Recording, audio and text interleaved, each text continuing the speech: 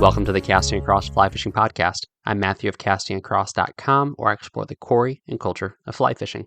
You have found your way to the 224th episode of the Casting Across Fly Fishing Podcast. And today we're talking about even more, things that I wish I knew when I started fly fishing. Now, no regrets, right? This isn't necessarily something that, had I had started this 25 years ago or whatever, that I would be a much happier person. But there's things that I can look back on now after spending time fly fishing, growing and maturing as a person and as an angler, things that I look at and say, you know what, if I would have been doing this, there probably would have been some significant benefits to it. And that's what I want to talk about. Now, this is at least the third podcast in this suite. I actually have a couple about fly tying as well. So these are just things that I think are helpful for new anglers. And then honestly, the three things I'm talking about today are still pertinent to me now in my fly fishing life. So although these are things that would be super good for you to pick up if you are just starting fly fishing or you're thinking about starting fly fishing, these are also things that you very well may be able to incorporate into who you are, what you're doing right now. So let's dive into them and we can talk about them. Oh, real quick, just want to mention this. So when I at 200 plus episodes, it's not super easy to navigate back into the catalog, and I get that. And it's really not easy on my website. The reason being is because I switched my hosting platform a couple years ago. And so everything that was in the old queue is still there. You just can't access it through the website in any easy, reasonable form. So you're better off going into iTunes or into Audible or Spotify or whatever it is and searching in that app as opposed to doing it on my website. You can find them on the website and then you can go in and plug that in your app and you can find them that way. That's actually how I have to do it. I haven't really figured out an easier way or a more efficient way. And very few people, I think, listen to, actually, statistically, looking at how and where people listen, no one listens on their desktop. Very few people do. If you're one of those people, thanks for doing that. But by and large, it's people using an app. So again, if you are looking for a particular topic, you can search for it on the search bar on castingacross.com, find that podcast, and then go plug that podcast title into your favorite app. Fun little technological detail there for you. All right, three things that I wish I knew when I started fly fishing. The first one is to buy balanced gear. I think this is something that is very common. People like to go into a fly shop and they say, give me a rod, give me a reel, give me a line. And it's very easy to do that. And more often than not, I would say 75%, that's my strict empirical data, it's going to work out great. But there's times where it's not going to work out. And you actually run across this. Not so much these days because a lot of manufacturers have realized that people aren't going to just buy something packaged. But you would run into this 15, 20 years ago. There would be a series of fly rods. Say it was a mid-priced $300 or $400 series of fly rods. And there was the 1, 2, 3 weight and 4, 5, 6 weight and all the way up until the heavy saltwater rods. And there's maybe even a two-handed option that was thrown in there. Well, what the manufacturer would do is they would find the similarly priced within their levels of reels and pair them with those rods. Now, you ran into an issue if there was no reel that was well suited for that 2 and 3 weight, if it really started at a 4, 5, 6, or if there was no real good spay reel that would go with that two-handed rod. And so what they would do is they would either give something comparable within that line of reels, or they would throw in something different. And you would look at the price point and it would jump up $55, $75. People say, why is that? It's because they were actually seeking to find something that matches well. And that's an example of the manufacturer or the fly shop doing a good job in trying to pair a rod with a reel in a way that's going to work. But that's not always going to happen. And so that's just something that I think is worth being aware of. At one point in time, I liked the idea of having a rod and a reel from the same brand. Now, that might sound crazy to you. Well, that was something silly that I did when I started fly fishing. I thought if I get a rod from Orvis, I need to get a reel from Orvis, I need to get a line from Orvis.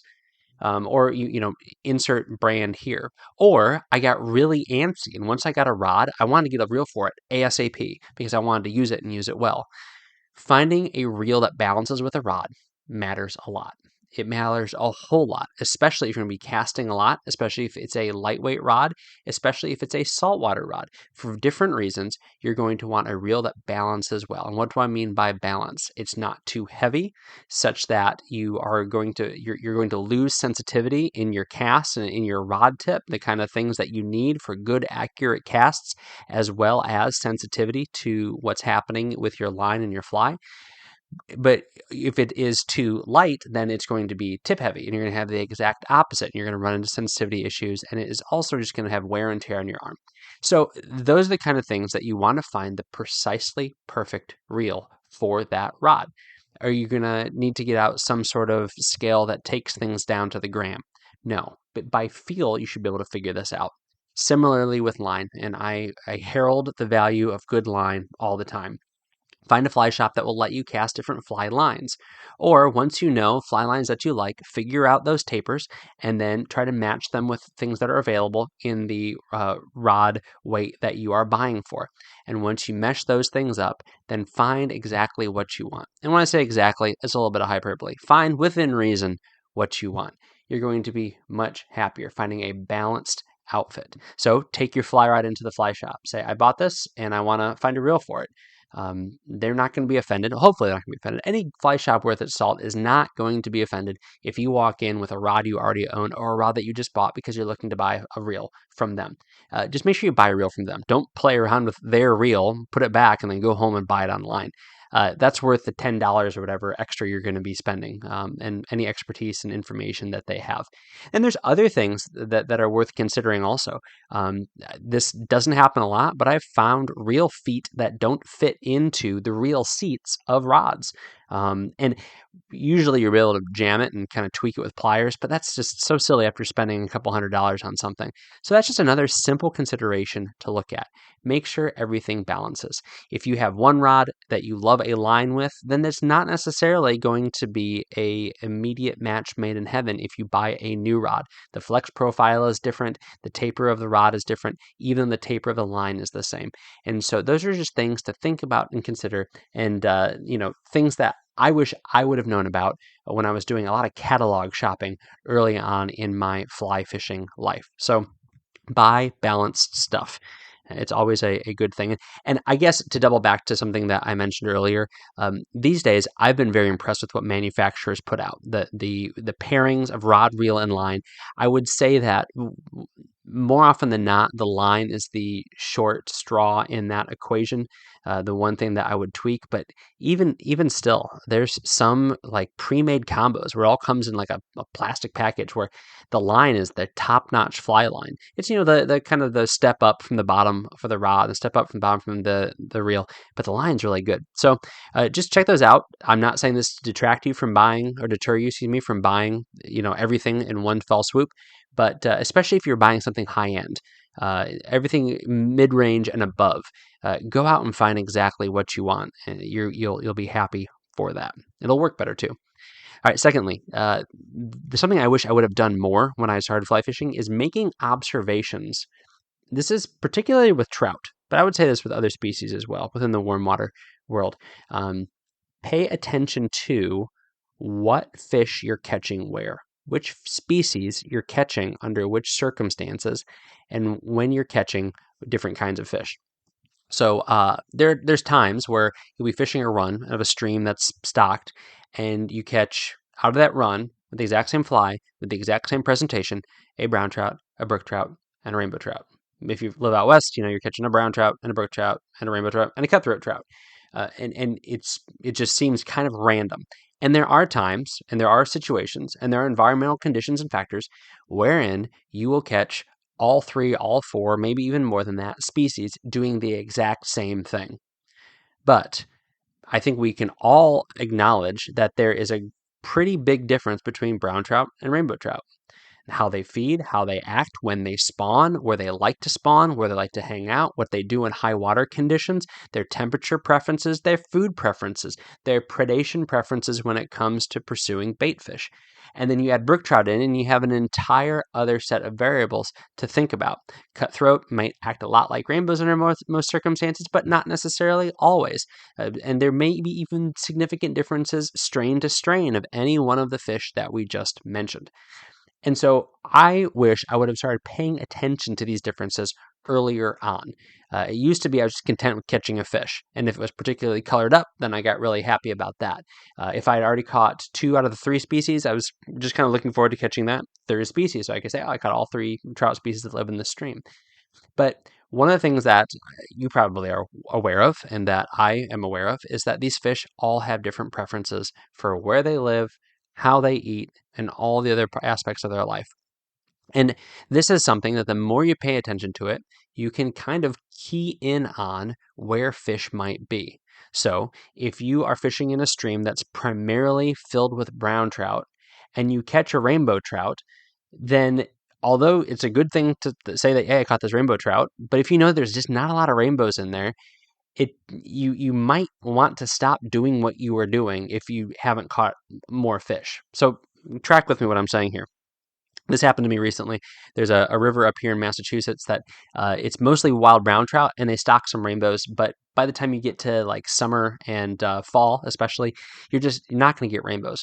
And so I was fishing a streamer, an unweighted streamer, kind of high up in the water column, and I caught a rainbow trout. And I was like, all right, I figured this stream out. I know there's lots of brown trout in here. I know there's lots of trout in here. I just caught this rainbow. I'm gonna be good to go. So I kept fishing that pattern, fishing that pattern, fishing that pattern, and I did not catch another thing. And I'm thinking, what is wrong? I know there's fish in here. What am I doing?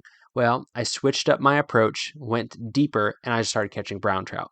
Now, could it be that I just caught that one rainbow trout that was sitting high up in the water column, and there's other rainbow trout down intermixed with those brown trout in the deeper water that simply didn't take my fly? Yes, that's a possibility. But I'm pretty confident that by switching up my presentation and switching up my pattern, I got into where a particular species of fish was. I've found this also with, if there's a feeder creek that you find more fish of one species up in the nose of where that feeder creek enters into the larger creek, or you find other species above it. Some of that might have to do with refuge, some of that might have to do with thermal needs, but you pay attention to those things and you start to kind of compile a really good composite perspective of fish behavior and fish location. And the more and more you do that, the more you have rules to draw from, and you have a catalog of exceptions to those rules that you're able to tap into the more and more you fish. So the same thing is true with warm water species.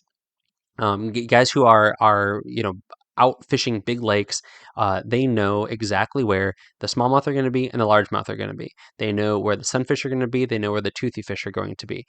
Part of that is because they're using electronics, and they're seeing things under the water.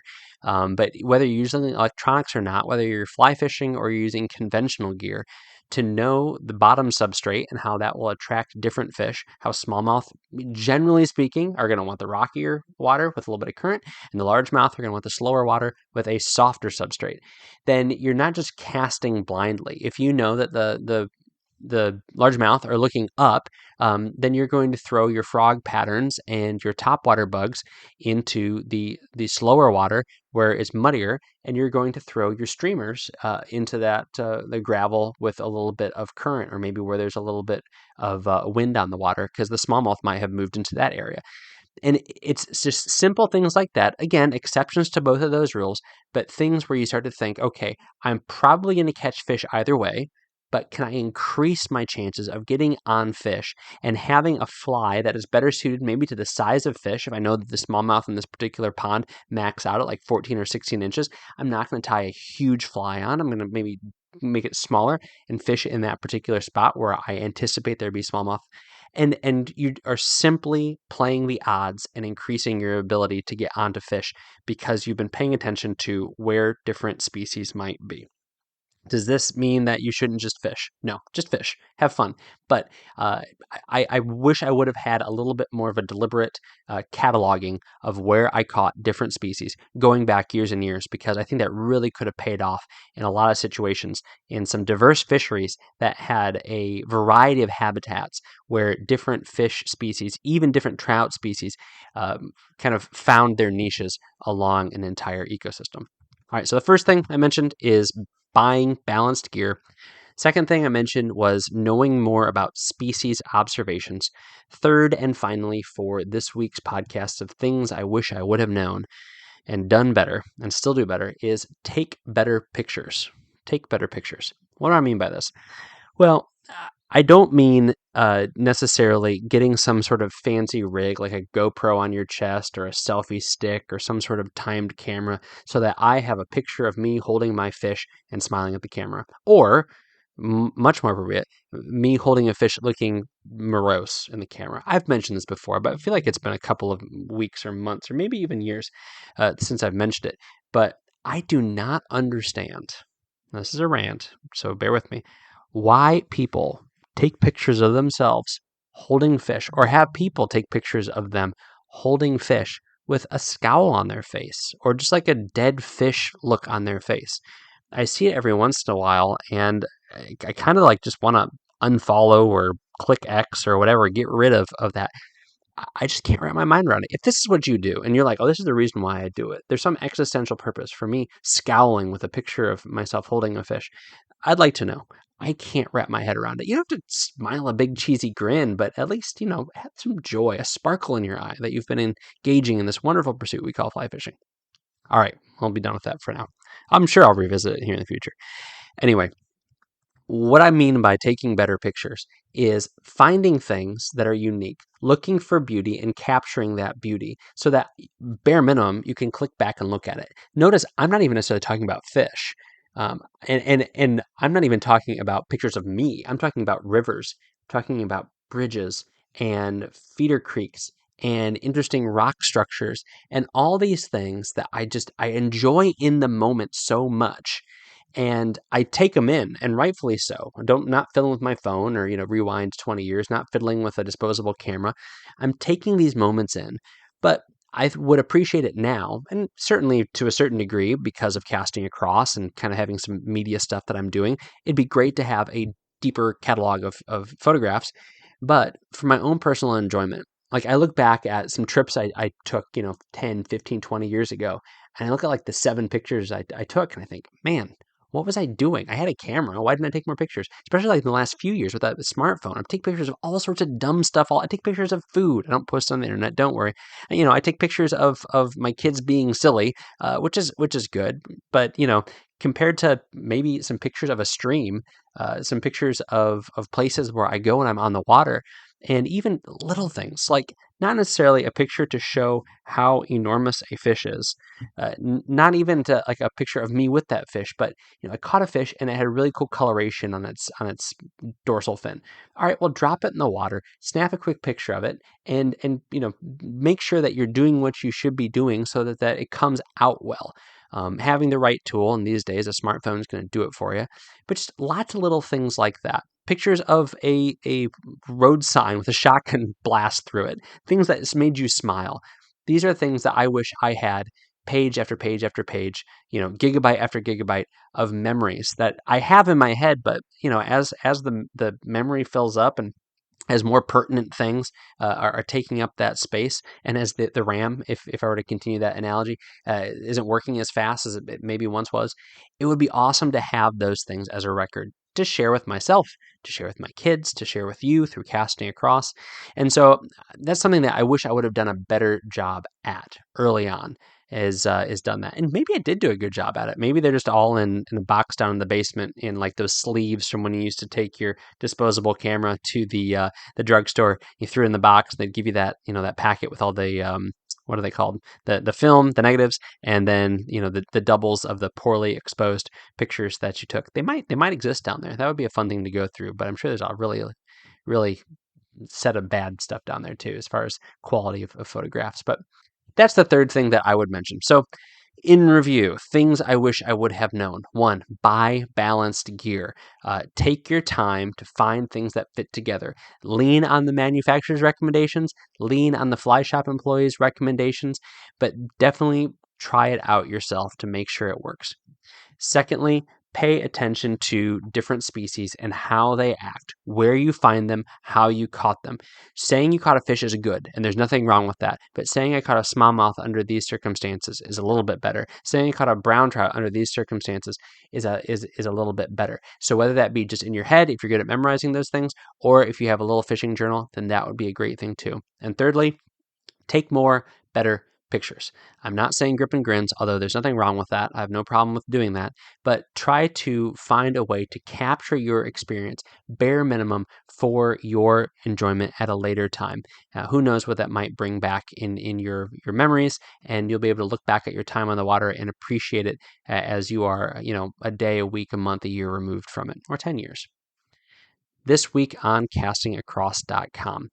The first article that came out was on Monday, and it was called Trout Routes, Mapping Angling Adventure. All right, so I'm going to mention Trout Routes here at the end of the podcast, but Trout Routes, you've probably heard of it because it is the premier trout fishing app out there. And it is something that I was once skeptical of. And so that's actually part of the reason for this article. I talked to somebody from Trout Routes at a couple of the fly fishing shows, and I was basically grilling them on, what do you do with my data? Can people see where I fish? And is this one of those things where people are showing me where they fished? And thankfully, they said, nope, you've got us wrong. You've gotten us confused for somebody else. All Trout Routes is a mapping software platform. But it's also so much more than that, in that they are incredibly detailed maps. There's access points. There's access points that are private, which I think is super cool, that they give you these, bridges, or they give you driveways and things like that. They say, yes, this is here, but you can't use it, because as you're trying to get yourself oriented, if you see there's an access point and you're driving along and you say, okay, there's an access point I'm going to come up on, and you just go to the next turnoff, but it happens to be private, then you're in the wrong place. But if what they do is they point out there's a bridge here, but you can't use these bridges. You can use the third bridge. Now and you have a great overlay of your experience with what you can actually use. But that's just one example. There's real-time stream gauges. There is special regulations that they're doing that state by state. They haven't hit all 48 states yet with that, but they are adding that more and more. So I'll say a few more things about Trout Routes at the end of this podcast, and I anticipate talking about it a little bit more as we get into the season and as I use it a little bit more as my fishing starts. So that is Monday's article, Trout Routes, Mapping Angling Adventure. Wednesday's article is called Hellbent on Conservation. Hellbent on Conservation. Actually, the inspiration for this was the Virginia Department of Wildlife Resources. It used to be the Virginia Department of Game and Inland Fisheries for years and years and years, and I can't keep track of what they've changed it to. DWR, I think, is their initials. But they have an art contest featuring the Hellbender salamander. If you don't know what the Hellbender salamander looks like, then you are missing out. Google it, the Hellbender salamander. Even better, go to castingcross.com, go to Wednesday's article, Hellbent and Conservation. You can look at this creepy, weird-looking critter that gets over 2 feet long. All right, so if you're in Appalachia, there could be a 2-foot-long salamander just chilling, which is nothing like what they have in Asia. I mean, there's salamanders that are bigger than all 4 of my kids over there, but we're not there. We're in Appalachia. We got big salamanders here. Why write about salamanders on a fly fishing website? Well, it's because there's a lot of crossover with the conservation of these fish, the places that these fish live, places in which these fish thrive with trout. Conservation, living, and thriving. So check that article out. This week's recommendation on the podcast, as I mentioned earlier, is Trout Routes. Go to Trout Routes, it's actually troutinsights.com, and you are able to access a free version of Trout Routes. It's going to be limited time, all that, but it gives you a flavor. It looks like Google Maps, but the depth of information that's there, based on your state, based on where you fish, is going to vary a little bit, but they are bulking this up more and more every day. They have hundreds and hundreds of resources that you have access to. So they're very upfront with this. All the resources that they plug into Trout Routes, you can go out and get. But, if you've ever had the guidebook with the state regs, with the topographic map, with the fly shop report, all that stuff open at one point in time, you're going to also realize that at least one of your resources is going to be out of date by maybe a year, maybe 5 years. I mean, I have resources, the latest version of it is probably 10 years out of date. So Trout Routes takes all that sort of stuff, synthesizes it, combines it, keeps it up to date to the best of their ability, and they can put it on your desktop as well as on your phone. You can download for offline use. You can go and use it when you're on the water. And in addition to that, it's all the things I mentioned earlier when I was talking about the article. And there's so much more that you can read as you go to both my article and go to Trout Routes to check that out. I'll put a link to Trout Routes on this podcast's show notes on castingacross.com. Thanks for listening to the Casting Across Fly Fishing Podcast. Please subscribe to your favorite podcast app and rate the podcast on iTunes. Then head over to castingacross.com for 3 posts a week on the people, places, and things that go into the pursuit of fish.